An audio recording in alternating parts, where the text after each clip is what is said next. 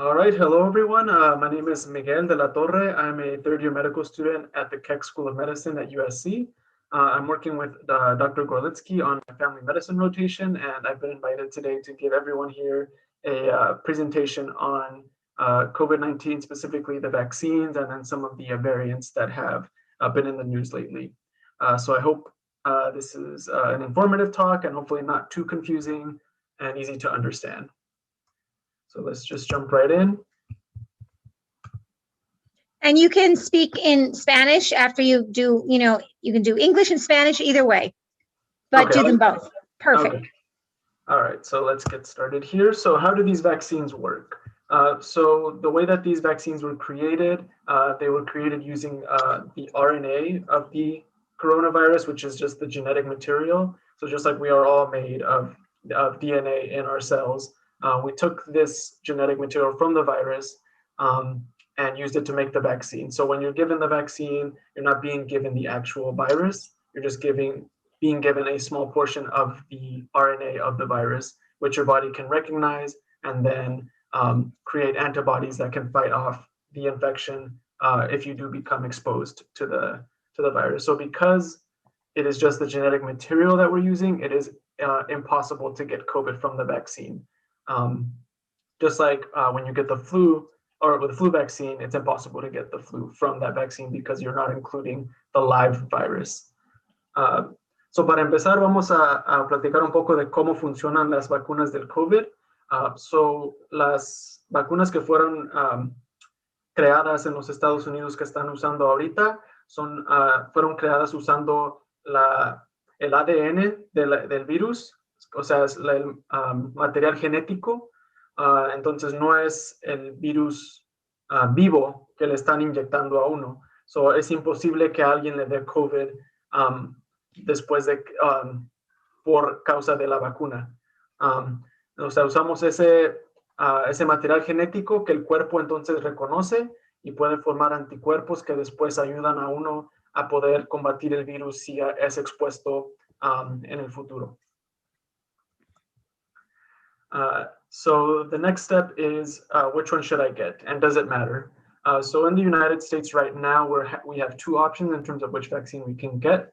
There's one by the company called Moderna and then another one by the company called Pfizer. So both of these vaccines are RNA vaccines.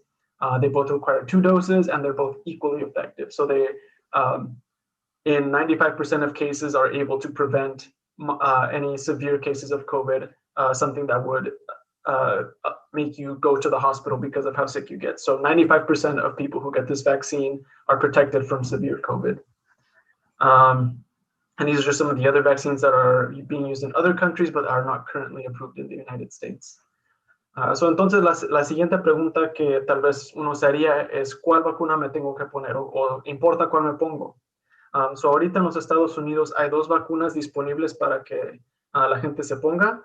Uno es de la compañía llamada Moderna y la segunda es de la compañía que se llama Pfizer. Estas 2 vacunas son prácticamente idénticas, usan las dos el ADN del virus y son 2 diferentes dosis que están separadas por 3 semanas y las 2 son equivalentemente efectivas. O sea, como aquí en este número que dice 95%, estas 2 vacunas han sido efectivas en prevenir 95% de casos de COVID severo. O sea, un caso donde se pondría uno tan malo que tendría que ir al hospital. O sea, 95% de esos casos son prevenidos por estas 2 vacunas y funcionan igual. Y entonces, cuando uno tenga la oportunidad de ponerse cualquiera de estas 2 vacunas, en realidad no importa cuál se ponga. Lo más importante es poder tener una vacuna lo más pronto posible cuando tenga la oportunidad. I actually love that slide. Can you just tell us about those flags? Is that Russia at the bottom and is that Germany next to the United States flag? Yeah, so it's Germany, I believe, and then the Oxford vaccine is in the United Kingdom right now, and then yes, Russia is the bottom one. Okay, thank you. Mm-hmm. And so we obviously want as many people as possible to get it, but is there anyone who shouldn't get it? So in reality, there's very few exceptions of people who shouldn't get the vaccine. Most of those being people who have had severe allergic reactions in the past to any of the ingredients in the vaccine. And so this list of ingredients is very readily available on the CDC's website, and includes not a ton of ingredients, but it'd be important if anyone has a history of, severe allergic reactions to foods or drugs or anything like that. It'd be important to just know what these ingredients are, and then making sure you're not allergic to those. But like I said, the vast majority of people should get the vaccine and should have no problem getting it. Entonces, la siguiente pregunta sería, como nosotros estamos recomendando que todas las personas que puedan recibir la vacuna la obtengan, la siguiente pregunta sería, ¿hay alguien que no debe recibir esta vacuna? Y por lo que hemos visto, solamente hay muy raros casos donde alguien no debería recibir la vacuna, y normalmente son gente que han tenido en el futuro un historial de reacciones alérgicas muy severas a diferentes como comidas o medicinas. Son estas personas que ya saben, obviamente, que son muy sensibles a diferentes cosas. Sería bueno poder revisar la lista de los ingredientes que es muy fácil encontrar en la página de la CDC, que es la gente que publica toda la información sobre la vacuna para el público. Entonces, revisando esa lista de ingredientes, ya cualquier persona puede ver si es alérgica a estos ingredientes. So I have a quick question, Miguel. On this slide, it looks like if a person has a fever or chills or maybe a cough, that might be a reason they wouldn't get the vaccine. But I don't think we really mean to say that, right? We're really talking about things like a very severe hives or associated with shortness of breath, that sort of reaction. Is that right? Because yes, people can get a fever, they can get all those other symptoms briefly with the vaccines. We don't want them to not get the vaccine should they get these other reactions that would not really be considered severe, just annoying. Yeah, yes, we just want to make sure people understand that, because this woman sounds like she has a lot of these symptoms right now, and she might not want to get the vaccine. Yeah, so this was actually a poor picture to use on this slide. But in a few slides, I'll be talking about kind of the expected reactions from the vaccine that wouldn't classify as like a severe allergic reaction. And these are kind of what you might expect. Those pictures are kind of what you might expect, as opposed to the really severe ones we worry about. Yeah. Okay, cool. So la pregunta de la doctora era, como miramos en esta foto aquí, se ve como que estas personas tienen como fiebre o tos o escalofríos. So estas cosas no calificarían como reacciones severas alérgicas. Estos tipos de cosas pueden ocurrir con la vacuna y son perfectamente normales, y es una señal de que nuestro cuerpo está reaccionando a la vacuna y está produciendo los anticuerpos que necesitamos para poder combatir el virus. So, reacciones severas serían como episodios donde, por decir, uno no puede respirar o siente que la garganta se le está cerrando, o por decir picazón o muchos una reacción severa alérgica, pero no estas cosas que se miran aquí. So pero voy a hablar un poco sobre los efectos que uno puede esperar después de recibir la vacuna. So speaking of the effects that you would expect, so these are some of the most common side effects as reported by the CDC. So most people in the arm where they get the shot usually experience some degree of pain or soreness. It's usually more of like a soreness, maybe some swelling and some redness. And these are some of the most common ones. And then throughout the rest of your body, some people experience things like chills, just feeling really tired, fatigued, and headaches.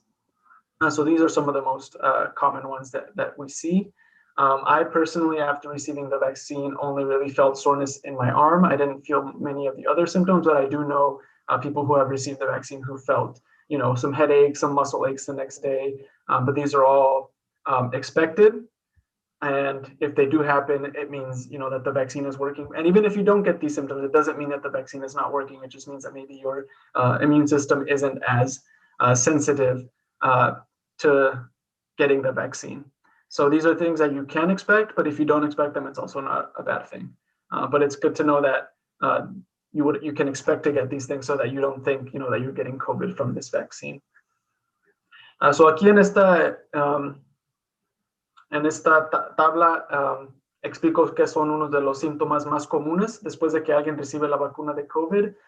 So en el brazo donde uno recibe la inyección, uno de los efectos más comunes es dolor o como tener el brazo adolorido después de unos cuantos días de que le dan la vacuna.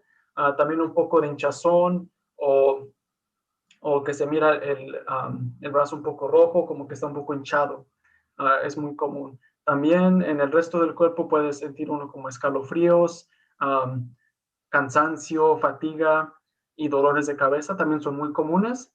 Y si les dan estos tipos de efectos secundarios, no quiere decir que está pasando algo malo. Esto nomás quiere decir que nuestro cuerpo está respondiendo al virus y creando esos anticuerpos que necesitamos para combatir el virus. También hay gente que no les da estos efectos y también es completamente normal. Varía en cada persona y su sistema inmunológico. Como por ejemplo, yo he recibido las 2 dosis de la vacuna y el único síntoma que yo tuve fue dolor en el brazo donde recibí la vacuna. Aparte de eso, yo no tuve dolores de cabeza ni nada de eso, pero sí conozco a gente que recibió la vacuna y tuvieron varios de estos síntomas. Pero como repito, todo esto es normal y no debe de ser una razón por la que alguien no recibe esta vacuna. So what should you do after getting your shot? So basically the point is you should not do anything differently after getting your shot. You should do exactly everything that you've been doing before getting the shot. So you should continue to wear your mask, continue to social distance, physically distance, and avoid gatherings. You should continue to continuously wash your hands, use disinfectants after touching surfaces, and just being very aware if you start to develop symptoms in the period after getting your vaccine. Because like we mentioned, you might get some symptoms of headaches, fatigue, things like that, and those are expected. But in the weeks and months following your vaccination, if you start to develop these kinds of symptoms, these are something to be aware of, and we still need to remain very vigilant and careful about how we interact with people and just in our general environment after getting the vaccine. So that's really, really important. So la siguiente pregunta sería, okay, después de que me dan mi vacuna, ¿qué hago diferente o qué ocurre después? El punto aquí es que debemos de hacer todo exactamente igual como lo hemos hecho en este año que ha pasado durante la pandemia. Hay que seguir usando la mascarilla, hay que seguir manteniendo la distancia de 6 pies con la gente que no está en nuestro hogar y también tratar de evitar congregar con mucha gente y también lavándose las manos lo más frecuente que pueda, usando desinfectante y mantenerse muy astuto si uno empieza a sentir síntomas en los meses después de recibir la vacuna. So a lot of you might be thinking, so if I'm vaccinated, I'm good, right? I'm protected, I'm not going to get sick.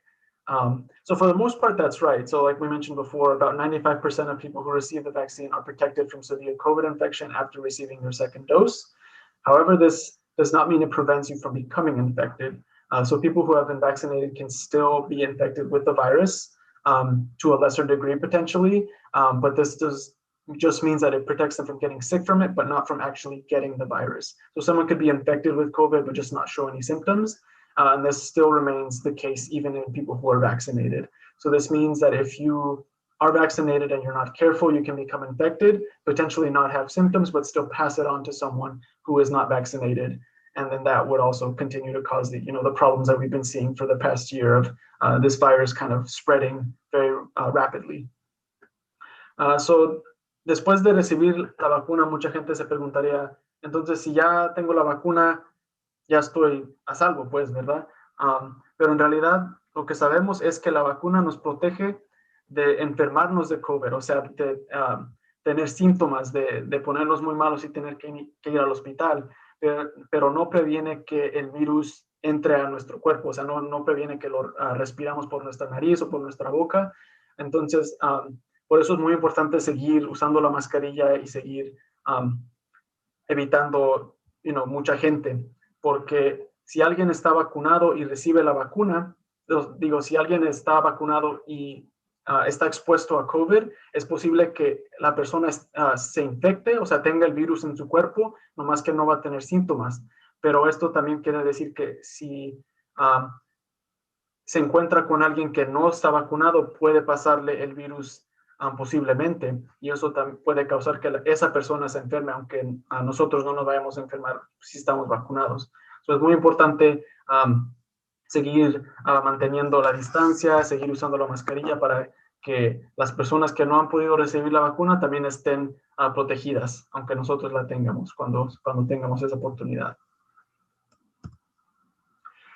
So I'm just going to mention some of the variants. I'm sure many of you have seen this on the news, on TV, on the internet, just constant talking about these new variants that are coming and kind of how they could potentially be, the dominant variant or the dominant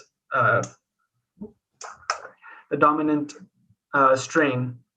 So just some facts about that. So viruses constantly mutate throughout, their life. So when they infect someone, they replicate, and it causes mutations to accumulate. And most of the time, these don't cause any differences in the virus, but sometimes they can cause the structure to be different. It can cause them to be more infectious. So that's why we've been seeing a lot of news about that. So these are some of the variants that are currently in the United States. You can see here a map with some of the darker states, so California being one of them, that it's starting to have a significant number of these variants. So estaba platicando sobre los variantes que han empezado a salir de COVID. Estoy seguro que muchos han visto de esto en la tele y en el internet, que están hablando mucho de estos variantes. Entonces, los variantes son comunes en relación a los virus porque ellos se replican bastante cuando infectan a la gente y pueden causar mutaciones en la información genética. Muchas de las veces estos no causan una diferencia mayor en el virus, pero si se acumulan demasiadas pueden causar diferencias en la estructura del virus y de la capacidad de infectar a la gente. Y por eso tenemos que estar muy vigilantes para ver si hay muchos casos de estos variantes y ser lo más cuidadosos para poder evitar que estos empiecen a infectar a mucha gente. So some of the variants we've seen are the UK variant, the South African variant, and the Brazilian variant. So these were all identified by scientists, and they've been studied extensively. And basically, the main takeaway of these variants is that a lot of them create strains of COVID that are more infectious, but not necessarily more deadly. So that's the good news. Because they're more infectious, that's why you might have seen some talk about wearing 2 masks instead of 1. So this is just to further protect you from these variants that have been identified in places like California. So we know that they're in the environment. So that's why a lot of scientists and doctors are suggesting that people wear 2 masks and be extra careful, just because these are more infectious. So if you were exposed to someone who was infected with one of these variants, it'd be easier for you to catch it from them. Even though they're not more deadly, they're more contagious. So we obviously don't want people to get COVID. Even if it's an asymptomatic case, we just don't want it to spread as much. So unos de los variantes que hemos visto salir en los últimos meses son uno que viene del Reino Unido, uno que viene de Sudáfrica y uno que viene de Brasil. O sea, lo que estos variantes han sido estudiados extensivamente por muchos científicos y doctores, y lo que han deducido es que aunque estos variantes no son más peligrosos en causar enfermedad severa, o sea, en causar que gente tenga que ir al hospital, lo que sí han visto es que son más contagiosos. O sea, si usted está expuesto a alguien que está infectado con uno de estos variantes, es más fácil de que usted también se contagie con el COVID de esta persona. Aunque no tal vez vaya a causar enfermedad más severa que el COVID normal que hemos tenido. Por eso tal vez han visto en las noticias o que han visto doctores que dicen que Tal vez sería mejor que la gente usara doble máscara para que tuviera esa protección extra. Como estos variantes sabemos que son más contagiosos, es importante de protegernos lo más posible. Si ha visto las noticias cosas de estos variantes, esto es a lo que se referían. So should we be concerned? So basically, like I mentioned before, we've found that these variants seem to spread more easily and quickly than others, which can lead to more cases of COVID and potentially will. So this increased number in cases can put a strain on healthcare resources, leading to more hospitalizations and potentially more deaths, even though most studies have found that there is not an increase in the mortality rate of this virus, and that the antibodies that our bodies generate to these variants, or sorry, that our body would generate from the vaccine are also effective against these variants.